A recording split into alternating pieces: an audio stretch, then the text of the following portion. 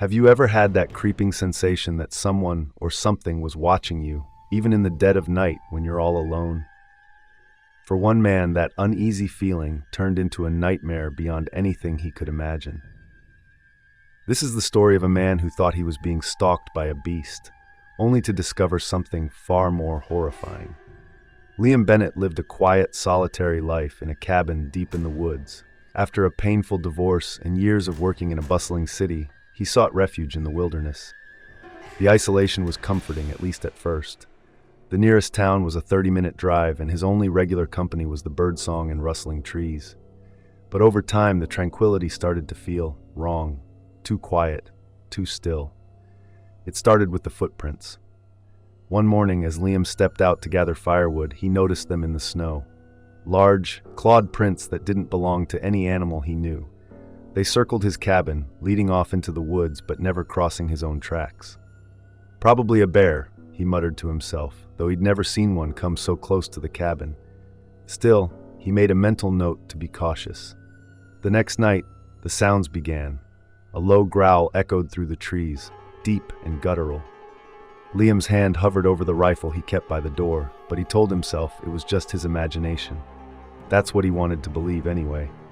But it didn't stop. The growls became louder, closer. He'd hear branches snapping and heavy footsteps crunching through the underbrush.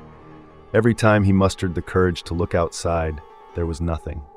Just the endless expanse of trees and the faint glow of the moon. One evening, as the sun dipped below the horizon, Liam sat by the fire, trying to lose himself in an old book, but his eyes kept darting to the window. He couldn't shake the feeling that something was watching him. Then he heard it, a scraping sound, like claws dragging across wood. His breath caught in his throat. Slowly, he turned his head toward the window. At first, he saw only his own reflection. But then, just beyond the glass, two glowing eyes stared back at him. They weren't the eyes of an animal. They were too intelligent, too aware. Liam froze, his mind racing. Should he grab the rifle? Should he run? Before he could decide, the eyes disappeared, leaving only darkness. He bolted the door and sat by the fire all night, gripping the rifle with white-knuckled hands. The next morning, he found deep gouges in the wooden frame of the cabin. Whatever it was, it had been real, and it wasn't afraid of him. Days turned into weeks, and the encounters grew more frequent. The beast seemed to be toying with him, always staying just out of sight but close enough to remind him it was there. Liam's nights were sleepless, his nerves frayed. He started to see shadows moving in the corners of his vision, even during the day. One night, the growling gave way to something worse. A voice. Low and gravelly, it called his name from the darkness. Liam, he stumbled back from the door, his heart pounding. It wasn't possible. It couldn't be. But the voice came again, closer this time. Liam, let me in, he shouted into the night, demanding to know who or what it was, but there was no answer. Just silence. Terrified, he decided he couldn't stay in the cabin any longer. At first light, he packed his truck and prepared to leave. But as he started the engine, the same glowing eyes appeared in his rearview mirror. They were closer now, inches away.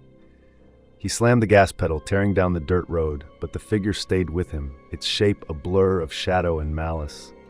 When he reached the town, Liam burst into the sheriff's office, ranting about a beast in the woods. The sheriff listened patiently, but gave him a skeptical look. "You've been out there alone for a while, haven't you?" he said. "Sometimes isolation can play tricks on the mind." But it wasn't isolation. Liam knew what he'd seen, and he wasn't going back to that cabin. Liam rented a room above a diner in town and tried to move on. For weeks, he avoided the woods entirely, refusing to even drive past the turnoff to his old home. But the feeling of being watched never left him. At night, he'd hear faint growls outside his window. Once he woke to find claw marks on the door. Then the dreams began. Dark, twisted visions of a beast with glowing eyes and a mouth full of jagged teeth. But in the dreams, the beast wasn't just a creature. It was something more. Something ancient. Something evil. One night, Liam woke to find his room bathed in an eerie red light. He sat up, heart racing, and saw the beast standing at the foot of his bed. But this time it didn't growl or lunge. It smiled. And as it did, its form began to shift. The fur receded, the claws shrank, and the glowing eyes became dark and empty. It wasn't a beast at all, it was a demon. "You've been fun to play with," it said, its voice a sinister mix of growls and whispers. "But the game is over."